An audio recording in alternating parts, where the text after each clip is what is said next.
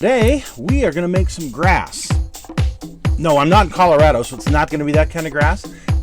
It's our techniques that are so simple and sensible, your modelers have practically built themselves.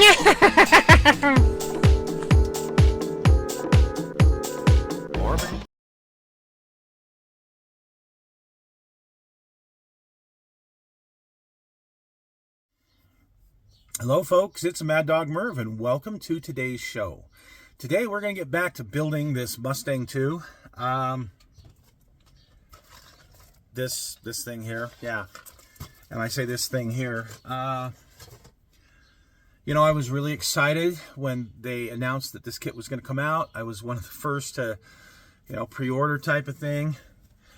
I hadn't had one of these. I've never had this particular kit, but they had one called the Firefighter, and I built that one, back in high school.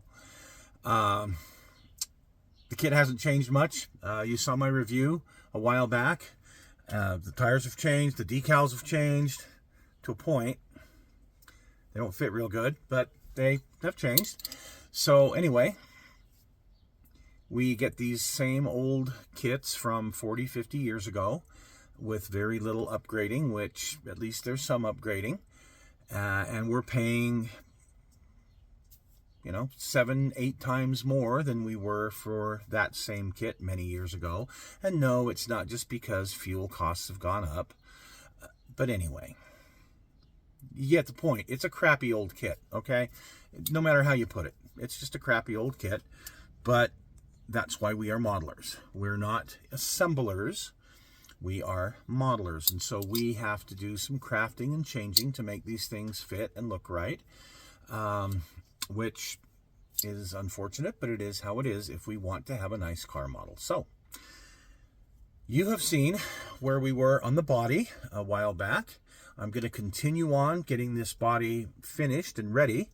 Then I'm going to move on to the interior. I'm going to take you guys with me and show you some of the pitfalls and some of the good things. So stick with Mad Dog Merv today as we go into part 2 of the assembly on this Mustang 2, the Helldrivers kit. On, we had it painted, and you can see there's a big gap in the way the decals fit. We did a live stream where I went back and instead of painting over this, I went ahead and cut some more decals from a second kit that I have of this and put those over those areas. Turned out pretty good. You'll see the results here in a little bit. So we're going to work on the interior now. Remember, I sprayed that with a brown, kind of a brownish tan spray paint.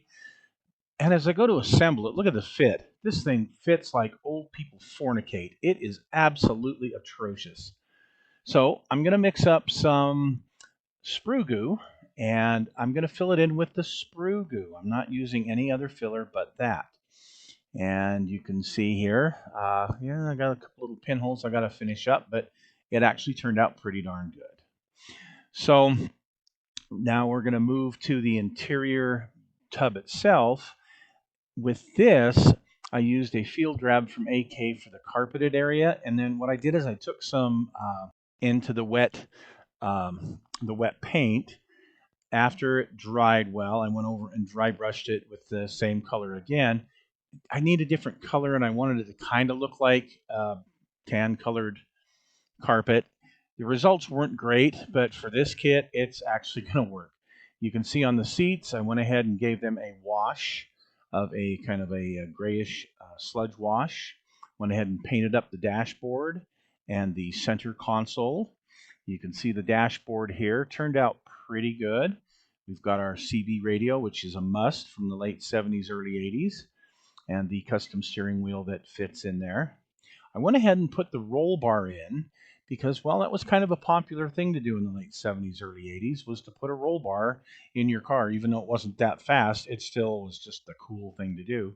Some guys used a PVA pipe, and some used aluminum tubing to do theirs. You'll notice here I've also added the turn signal arm. That was just some brass rod that I put in there, and got everything else painted up. But again, it doesn't fit great. The steering wheel's right on the seat. Oh, what a mess. So now we're going to go ahead and work on the body. And what I'm going to do is I'm going to paint the trim in the Molotow Chrome liquid chrome. Now, there's many ways you can do the chrome trim. We've talked about it before. I prefer to do it with my brush and the Molotow for a couple of reasons. One, I need the practice with painting precision like this. And you could use many other things. This is just the method that I choose to do my cars. Okay, so we're going to get all of the chrome trim painted on it. You can see how the hatchback actually fit pretty good. The decals pretty good. I'm going to use some Mod Podge. This is a matte colored matte sheen, but you can use a glossy one if you want. And I'm going to place my windows in, and then I'm going to put this, actually gave it a shot of Tamiya glue around the edge just to hold it while I went ahead and put this on, and I'm going to hold it in place with the Mod Podge. Now, one problem I'm running into is, look at this. All of this stuff that's in white is going to show. So I have to go back and I need to brush paint all of this area so that doesn't show in the final model. Oh, what a nightmare. But check this out. So I went ahead and cut my rims off of the sprue, and I got looking, and they're not perfectly round. I mean, they're horrible, and I thought this was my fault. So I went ahead, I got some rims out of the extra kit that I had, and guess what? They're exactly the same.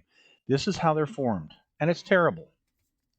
So what I'm going to have to do is take my file board here, and I'm going to try and round it up the best that I can. And what I'll do is I'll take some of my Molotow liquid chrome.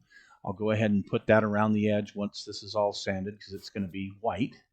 So I'll go ahead and put that around the edge to put the chrome back into it. But what a huge disappointment. These rims, they look neat, but again, they're garbage.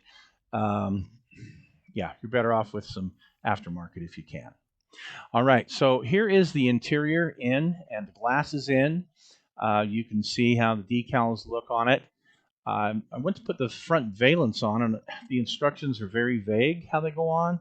I've looked at pictures online, and trying to fit it on there is just, I just gave up. I said, enough for today.